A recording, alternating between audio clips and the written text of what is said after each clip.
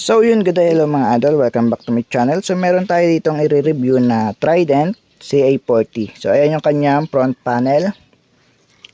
Smooth naman yung kahit gamit na to, no. So may problema pala tong power amp na to mga idol. Clipping yung kabilang channel. So pinapa-repair lang to sa atin, pero hindi ko na ipapakita yung pag-repair na to kasi i-review lang natin siya. Madali lang rin naman ang trouble na to, clipping lang. So smooth pa rin yung kanyang potentiometer, no, yung volume control kahit gamit na siya. Malambot pa rin siya iikot. Yan. So unahin natin yung size niya. Kung gaano ba to kalaki at kabigat. Sabi ng nasa 40 kilos daw to eh. Pero mabigat nga talaga, oh. Hindi ko maangat ng isang kamay mga idol. Sobrang bigat. Hindi ko rin kaya buhatin to na mag-isa. Kailangan dalawa talaga kayo, no. Pwede kung pepersahin mo, pero baka maano yung spinal cord, mapepersa. Hindi naman tayo nagbubuhat, hindi naman tayo nagji-gym. Siguro sa mga nagji-gym, kaya to na mag-isang tao. Pero ako hindi ko kaya mag-isa to. Yan, no. Kailangan talaga may kasama ka. Nagpatulong ako kasi nakalagay ito sa box nung may sariling box kasi ito, yung dinala dito. So tinanggal namin to sa box, sa mismong door case nya. So nagpatulong tayo, no, kasi hindi natin kaya mag-isa. So unahin natin tong cable. Yan. So mamaya tatanong natin kung magkano nga ba to nabili ng ating customer. Sisingit ko na lang sa dulo ng ating video yung price na to. Yan, sobrang kapal ng cable nya, no. Yan. Sobrang kapal ng cord. Unahin natin yung sukat nya para ma-idea kayo sa sukat. Simula dito hanggang dito 60 cm, sobra na 60 and a half cm simula doon. Pero pagdating sa mismong tornilyuhan, ito yung pinaka tornilyuhan. So kung isasama mo yung handle, nasa 26 inches. Pero kapag hindi kasama yung handle, 63 cm ito. Yan, sakto siya sa 63 cm. So dito tayo sa lapad niya naman. Simula naman dito, nasa 17 and a half inch. 17 and 1/4 pala. 17 and 1/4 inch or 44 cm. Yan. Kung isasama mo yung pinaka tornilyuhan, ito. So, akala ko may customer eh. Ito.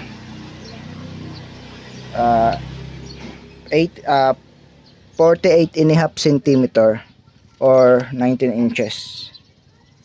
Yan. Kaya kapag gumagawa kayo ng door case na to, yung loob nasa 19, tapos susobrahan nyo ng 2 guhit para at least hindi masikip masyado. Ito pa pala, yung taas nya naman,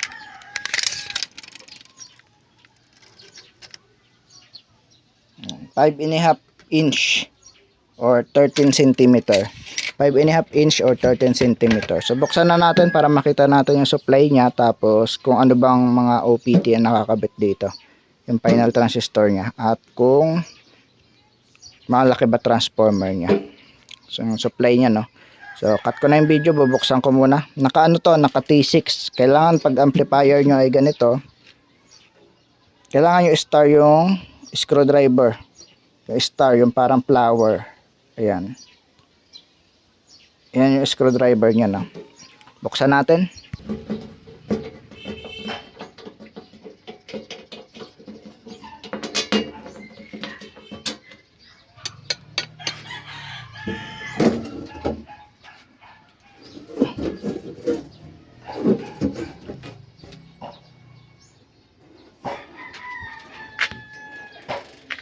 Wow.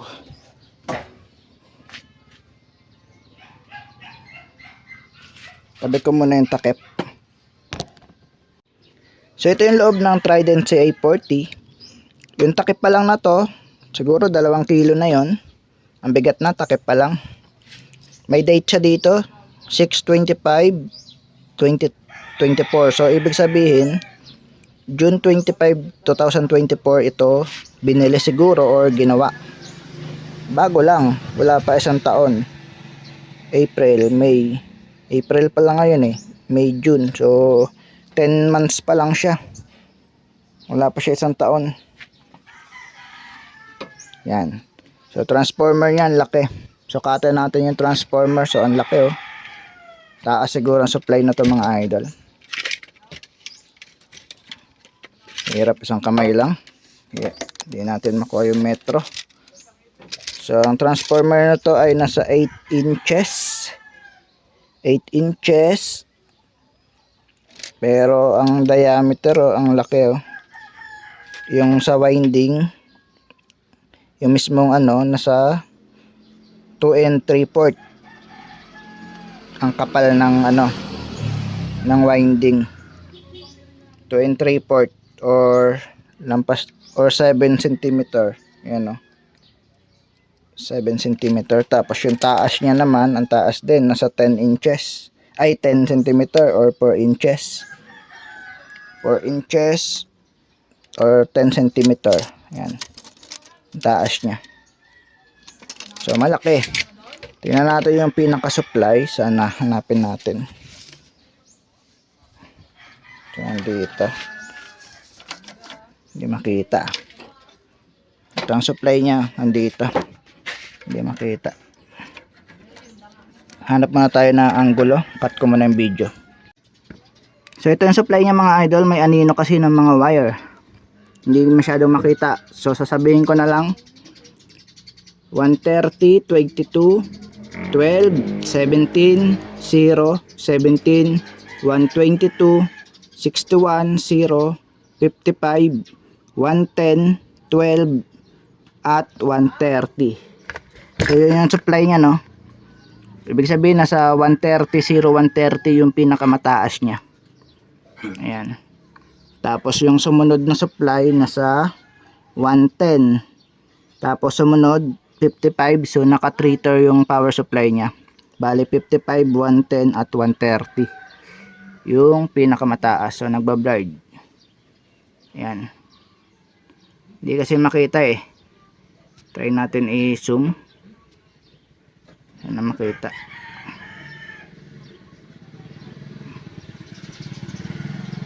So ayan yung supply niya. Supply pa lang ay sulit na no. Pagdating naman dito sa final transistor, yun lang, naka ano siya, naka Toshiba 5200 at saka C5200 at saka A1943 ang sa kabilang side ng ating board dito sa kabila sa ilalim. So itong nasa taas, ito yung kapartner niya, baligtad rin yan dito sa kabila. So A naman dito, A1943, tapos yung sa kabilang side naman, yung sa ilalim, C5200. Yan. Ilang piraso ba yan? Sa resistor tayo magbilang. 1, 2, 3, 4, 5, 6, 7, 8, 9, 10, 11, 12, 13, 14, 15, 16, 17 pairs yung ating final transistor. 17 pairs. Ibig sabihin nasa 34 pieces bawat channel. 34, 34. Tapos yung capacitor niya 4, 8, 12, 16, 20 pieces. Yan. 20 pieces, naka-series itong part na to. Tapos ito. Lalaki ng wire. Ito naman ang kanyang stepper. Ayan. Stepper niya ito para sa, kasi class H ito eh. SMD yung mga ginamit. Pagdating dito SMD rin.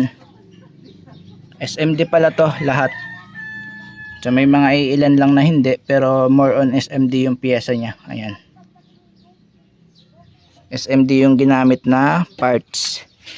Yung capacitor niya ay 15,000 UF, 63 volts.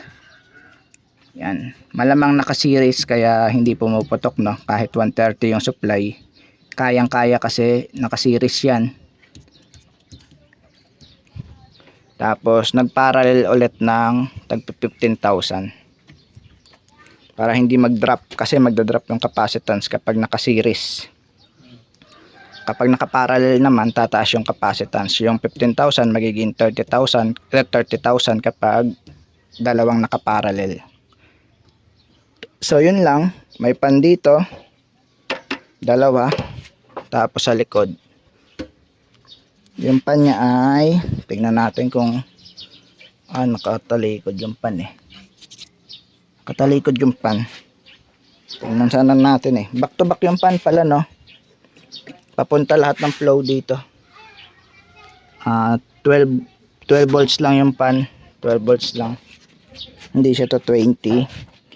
Tapos dito naman, may maliit na transformer. Para sa kanyang soft start. Tapos ito ay para sa control siguro ng LED. Hindi ko pa natignan yung wire kung saan papunta. Pero baka sa control ng LED. Sa papuntang supply ng LED sa low voltage sa supply. Ito yung soft start niya. Ang lalaki ng thermistor. Tapos ang potentiometer niya, ayan, nakahiwalay sa ilalim. Ganon din sa kabila, ayan o.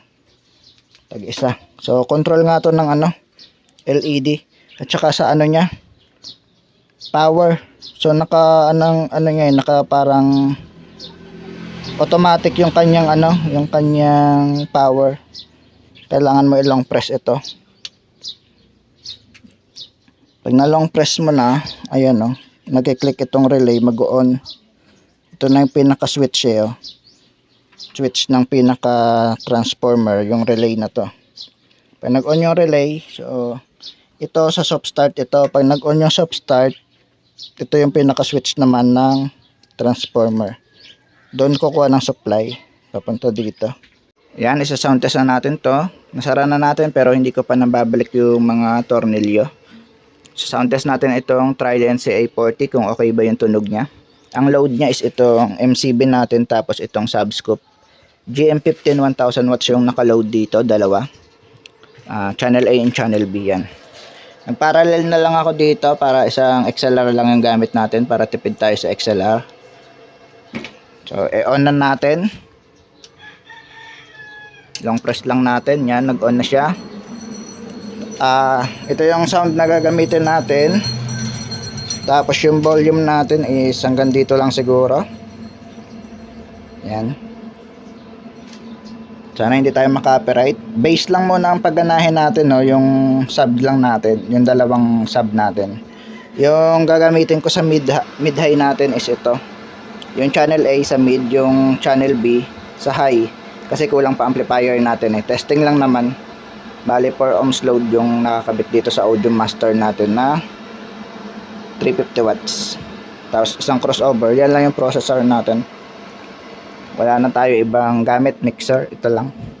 Kulang pa yung ating testing lang naman kung okay itong Trident na CA40. So lagay lang natin to siguro sa mga 4. Yan, kabilaan. Tignan natin kung maganda ba ang bass niya. Naka low pass, naka low frequency yung set niya dito sa likod. Kahit hindi mo napadaanan sa crossover, more on bass lang siya, no. Tapos naka parallel yung set niya dito. Kaya isa lang yung XLR natin, dalawa na yung gaganang channel. Play natin to mga idol. Oops. Inaan muna natin dito, masyadong malakas. Pull natin yung sa cellphone kasi half lang eh. Yan, para dito na lang tayo mag-adjust. Try natin. Play. Try. Lakas tong na to mga idol. Yan pala ang volume natin, no.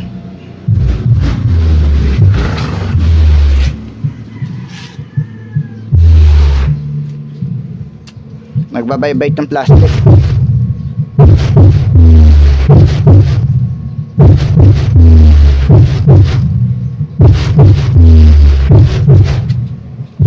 Layo. Naka 10 o'clock lang or 11 o'clock.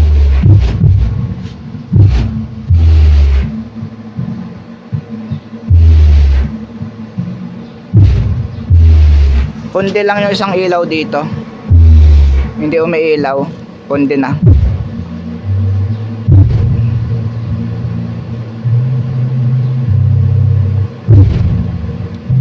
So okay naman siya, no? Malakas yung bass, maganda pala to. So lagyan natin na mid-high. Volume natin dito, mid-high. Sana hindi tayo makopyright.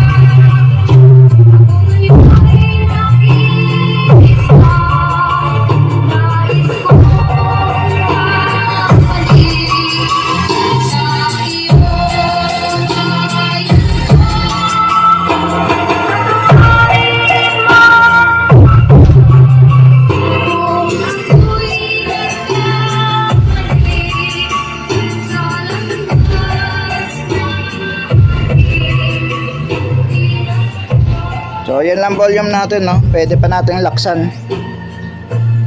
So kapag nakamute yung music natin, yung sa part na yon, na-copyright tayo, no? So pwede pa natin laksan yan. Ayan lang yung volume natin. So back natin ng kaunti siguro. Yan. Try natin to. Lagyan natin ng, may mid-high pa rin yan, no?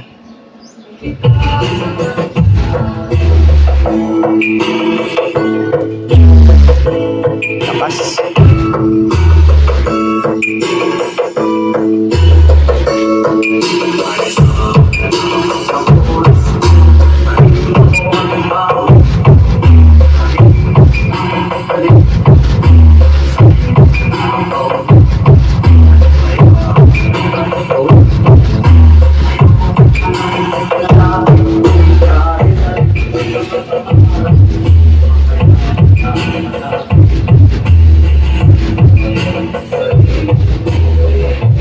Pwede pa natin laksan yan konti, oh. Kaso yung plastic ng ating sub, parang pupunitin niya na kapag nilaksan natin. Kasi may nilagyan ko to para hindi malikabok, kasi mahina lang naman tayo magpatugtog. Sa bagong taon na natin to bubuksan ulit kapag may mga okasyon lang, tsaka natin bubuksan. Tapos lalagyan ulit ko ng plastic kapag hindi ginagamit para hindi malikabukan. So for testing lang naman, kaya may plastic tayo dito. Hindi ko lang malaksan kasi maingay yung plastic kapag malakas masyado. So narinig nyo na yung tunog na tong Trident CA40. Kung gusto nyo patayin, long press nyo lang ulit. Yan, patay na siya. Iilaw yung standby. Yan. Ayan yung function nung nung relay na nandoon kanina na nakaangat, na nasa taas na relay. Tapos may transformer siya sarili, diba? Ayan yung function niya. So goods na mga idol. Patayin na natin to. So mali ang pagpatay natin, dapat una yung amplifier pala, pahuli na yung mixer. So ito walang switch, so bunutin na lang natin sa saksakan. So yan lang natin. Lakas din na tong na to, kahit 350 watts lang. Maganda talaga siya pang mid-high. Yan. So ginawan ko na siya ng amplifier rack para at least may cover, hindi sila malikabukan kapag hindi ginagamit. So kulang pa tayo, marami pa tayong kulang. Wala pa tayo pang sub, pero gumagawa na ako pang sub na to. So hanggang dito na lang mga idol. Kung nagustuhan nyo ating video, please consider like and subscribe at pindutin ang notification bell para lagi ka updated sa aking mga new videos.